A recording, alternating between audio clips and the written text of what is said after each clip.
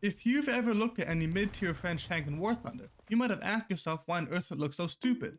The reason for this is because it has an oscillating turret. Let me explain. Unlike normal tank turrets, which are positioned on a rotating turret ring and have an internal mechanism to move the gun up and down, if the mechanism is oscillating, the gun is elevated and depressed by tilting the entire turret. This can be done for a variety of reasons, the biggest one usually being for the easier installation of an autoloader. Unlike on a normal tank where the gun has to position itself back into place for the autoloader to function, if the autoloader is installed in an oscillating turret, it will always be aligned with the gun breech.